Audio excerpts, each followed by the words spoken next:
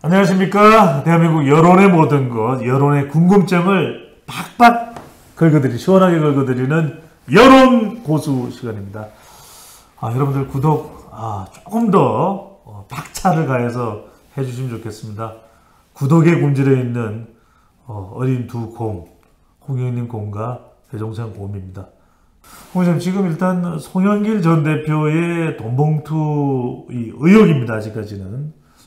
검찰 수사가 진행이 돼야 이제 자세히 밝혀질 텐데, 자, 송영길 전 대표는 뭐 자진 출두하겠다 그러고, 본인과 연관되지 않은데 검찰이 자꾸만 주변을 두드린다.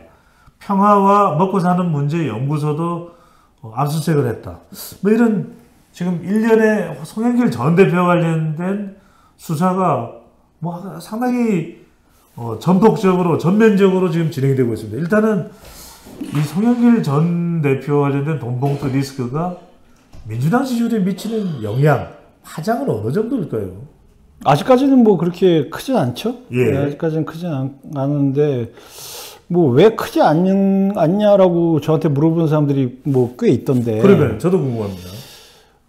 송영길 전 대표는 사실 일반인들한테 비춰지기에는 거의 정계를 은퇴한 사람이에요. 그래요? 그렇잖아요. 무슨 직함이 있어요, 지금. 전 대표라는 거밖에 없잖아요. 이거 단독 특종 아닙니까? 아니, 그게 아니라 일반인들한테 그렇게. 거의 정계 은퇴하거나 다름없다. 보인다고. 보인다. 만약에 이 사건이 아니었더라도, 예. 이 사건이 아니었더라도 이분이 어디로 복귀를 하겠어요? 자기 지역구 이재명 대표한테 줬죠? 네. 그리고 뭐, 경기도지사나 서울시장 다시, 뭘로? 파리. 그게 정치권이에요? 아니, 목동에 가니까 파리공원이 있다. 그러니까. 어쨌든, 예. 그렇다는 거죠. 알겠습니다. 자, 그렇다면 송영길 전 대표와 관련된 수사가 계속되면 또 부담이 안 될 수는 없을 텐데, 이재명 대표의 대응도 상당히 또 논란이 되고 있습니다. 이게 이제 어느 시각에서 바라보느냐에 따라서 논란일 수도 있고, 또 아무렇지도 않을 수도 있을 것 같은데, 이렇게 되면 중도층 지지율이 좀 무당층이나 영향을 받지 않을까요? 그래도 중도층이나 무당층이나 수도권, 또 MZ세대의 지지율을 확보해야 되는 것이 각 당마다 정말 절체절명의 과제인데, 어떻게 보십니까? 지금 이재명 대표가 어떻게 대응하고 있죠? 저한테 물어보시는 거예요? 예. 문제가 되고 있다고 그러길래. 뭐 열심히 대응하고 있지 않을까요? 아니, 그러니까 문제가 되고 있다고 그랬잖아요. 네네. 근데 뭐가 문제죠, 지금? 아니, 그냥 저는 진행자인데요. 아니, 그게 아니라 네네. 좀 몰라서 물어보는 거예요. 어떻게 대응하고 저는 있는지. 아시는 줄 알고 보셨는데. 아니, 그러니까 좀 제가 물어보는 지금 거예요. 이재명 대표의 경우에는 송영길 전 대표와 관련된 질문을 하면 김연아는요, 박순자는요, 또 조명은요, 이렇게 좀 더 적극적으로 과감하고 파격적으로 대응하지 않는다, 이런 지적이 있습니다. 그렇기 때문에 아직 민주당 지지층한테는 지지율이 유지가 되고 있죠. 아하. 뭐 지금 민주당 지지율이 뭐 30% MBS 조사에서 캐스트를 비롯한 4개에서 조사해서 30%고 국민의힘이 31%인데 예. 양쪽 다 중도층이 없잖아요. 그럼 방금 중도층 지지율 어떻게 될까 이렇게 물어봤는데 예. 양쪽 다 중도층이 지지하지 않아요, 지금. 양쪽 다 보수층하고 진보층만 지지하고 있어요. 완전 이게 지금 예. 진영 간 대결 구도가 완연하네요. 아니 뭐 그러니까 진영 간 대결 구도가 완연한데 예. 중도층 지지율이 더 빠지고 자시고 할 것도 없다고 양쪽 아예 다. 없는 거네요. 아예 없는 거예요. 그러니까 무당층이 34%잖아요, 지금. MBS 조사에서 MBS 요? 예. 그럼 뭐 어떻게 돼요, 그러면? 국민의힘 31%, 민주당 30%인데. 예. 그러면 무당층이 34%면 어떻게 됩니까? 무당이 일당이네요. 그래요. 그렇다고. 근데 뭐 당명을 무당으로 하시나요? 돈봉투 사건이 중도층에 어떤 영향을 미칠까? 이거는 뭐 영향 미치고 자시고 할 것도 없어요. 지금은 지지하는 사람도 아예 없으니까. 없네요. 아예 없으니까. 예. 그렇다면은 더 이제 주목하게 되는 것은 지금 더불어민주당 국민의힘 구도 속에서 지지하는 정당이 없다는 무당층은 더 늘어날 수밖에 없지 않을까요? 글쎄요, 뭐 더 늘어날까? 뭐 하여튼 30% 예. 정도의 그 강력한 지지층들은 남아있으니까 뭐 조금 더 늘어날 수는 있겠죠. 홍 기자님, 역대 우리가 선거 국면, 아직까지 뭐 1년여 가까이 남아있습니다만은, 이 정도 시점에 또는 뭐 꼭 그 선거를 앞두고 있는 시점 아니더라도 MBS 조사상으로 한 무당층이 35%면 많은 거 아닙니까? 34%가 예. MBS 조사에서 보면은 어쨌든 뭐 지난 한 2년여 기간 동안의 최고치예요. 아, 그렇습니까? 네. 아, 근데 지난 2년여라는 것은 대선도 있었고 그 사이에 지방선거도 있었는데 또 최근에는 이제 보궐선거도 있었는데 재보궐선거도 있었는데 그때보다도 지금 무당층이 더 높다는 아니, 겁니까? 원래 선거 때는 무당층이 오히려 줄죠. 네. 추니까 뭐 그거랑 비교할 건 아니고. 다들 추나. 그거랑 비교할 건 아니고 어쨌든 뭐 무당층이 지금 뭐 최고치로 올라가 있는데 네.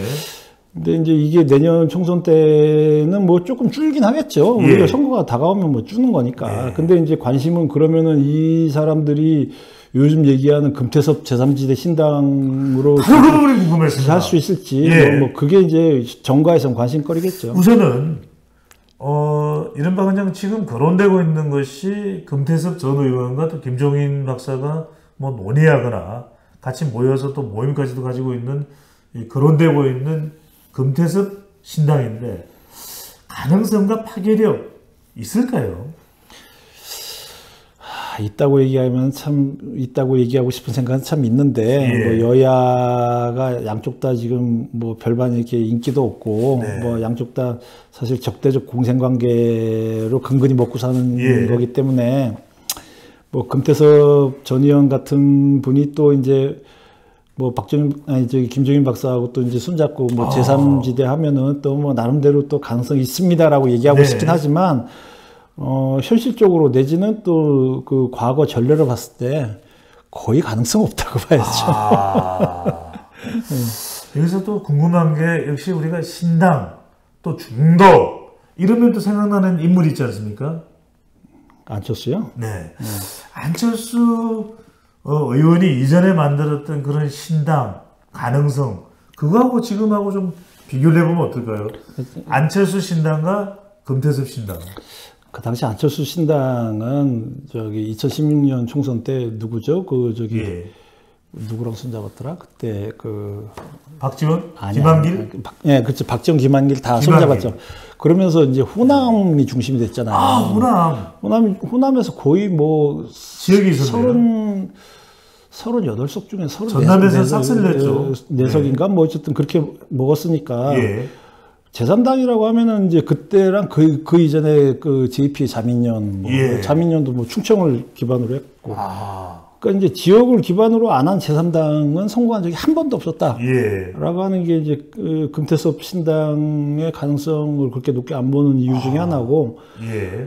뭐 금태섭 신당의 지역을 굳이 따진다면 서울 아닐까요? 그러니까 서울에서 네. 서울을 지역으로 얘기하는 거는 약간 어폐죠. 그거는 뭐 그러면 이제 왜 그러냐면 예. 이게 지금 소선구제니까 그래요. 소선구제니까 그쪽에서 한 명만 당선이 되는 예. 1등 한 명만 이게 뭐 소선구제 바꾼다 어쩐다 지금 정개특위에서 말은 했어도 그럴 가능성 거의 없지 않습니까? 예. 그러면은 한 명만 되는데 그러면은 저기 서울 수도권 같이 큰 지역에서 그 여야의 기존의 조직은 굉장히 강력할 거고 예. 그 틈을 비집고 1등이 된다? 그건 참 쉽지 않죠. 서울을 지역 기반으로 잡는다는 건 그만큼 지방보다도 더 어렵다고 봐야 되겠네요. 그리고 그것보다도 이제 그것도 그렇지만 예. 특히 이제 서울 같은 경우에는 그 이제 어떤 구도도 중요하지만 후보 인물도 중요해요. 각 지역구에 별로다. 아니 그게 아니라 각 네. 지역구에 출마할 사람들이 누구냐. 예. 금태섭 말고 그 서울에 그 100개가 서울 수도권에서 100개가 넘는 네. 지역구에 누구를 내보내요. 누구를 내보낼 것 같아요. 만약에 이 정당이 창당이 되면 누구 내보낼 것 같아요. 금태섭요? 네, 금태섭 전 의원이나 그 김종인 예. 박사가 누구를 내보낼 것 같아요. 어떤 사람들을 내보낼 것 같아요. 그래서 뭐 친구들이 좀 있지 않을까요? 여야 정당 공천 떨어진 사람들 내보내게 돼 있어요. 낙선자들. 아니, 여야 정당에서 공천 받다가 떨어진 사람. 경선과 공천 낙선자네요. 낙선자들이 여기 다 몰리게 돼 있죠. 그게 그러면 그 사람들이 얼마나 인물 경쟁력이 있겠어요. 예. 그게 그 호남이나 영남에서는 약간 먹힐 수가 있어요. 그러니까 그 지역 토호 세력들이기 때문에. 예. 그렇지만 서울에서는 그게 안 먹히죠. 아니 이 대목에서 궁금한 게 일각에서 나오는 이야기가 금태섭 신당이 만들어지면 이건 국민의힘에 좀 낭패 볼 일이다. 그 이야기가 나오는데 그거는 뭐 때문입니까? 아니 저기 금태섭 전 의원이 저번 대선하고 지방선거 때 예. 뭡니까 저기 뭐야 파란 잠바인가요? 그 국민의힘 잠바? 그 잠바 입고 다녔잖아요. 국민의힘은 빨간 잠바. 아 빨간 잠바인가? 예. 예. 제가 색약이라서 색깔이 잘 모르죠. 어쨌든 그렇군요. 예, 어쨌든 그쪽 힘내시고, 네. 잠바 입고 다녔잖아요. 예. 그러면은 성향상 봤을 때 이쪽이지. 그러니까 그 이전에 2016년 국회의원 선거 때는 더불어민주당 배지를 달았지만 그 이후에는 이쪽으로 지금은 완전히 왔잖아요. 국민의힘으로 이식을 한다 이 말씀입니다. 김종인 박사도 이쪽으로 완전히 와 있었잖아요. 예. 그 비대위원장 하면서. 아. 그 민주당 떠난 지 오래됐잖아요. 그러니까 이제 성향상으로 봤을 때는 아. 아무리 중도라 그래도 약간 보수 쪽에 가까운 두 분이기 예. 때문에 이쪽이 조금 더 손해가 본다 이제. 금태섭 전 의원이 신당을 만들면 국민의힘이 타격을 받기 때문에 국민의힘에서 뭔가 금태섭 전 의원을 포섭할까요? 그럴 가능성이 높죠. 그럴 가능성이 높죠. 그러지 말고 이제 어느 정도 지분을 갖고 예. 같이 그걸 하자 뭐 이렇게 할 가능성이 굉장히 그 전략일 수가 있겠네요. 누가 금태섭 전 의원이. 그것까지 제가 모르겠고 그렇게 얘기하면 너무 저기 모욕적인 거고 그거를 제가 하고 어떻게 그렇게 다뤄내서 네. 이렇게 해요. 예. 또 홍 교수님이 또 김종인 박사랑은 좀 친하잖아요. 제가 예. 일면 슈터였는데 뭘 싫고 중국 어디 있어? 자, 김종인 박사는 전혀 모르지만 낱낱이 신당과 제3세력에 대한 완전한 형해화될 정도로 해부해서 분석한 대한민국 최고의 분석 저널리즘 홍영림 기자와 함께했습니다. 저는 배종찬입니다. 감사합니다. 예.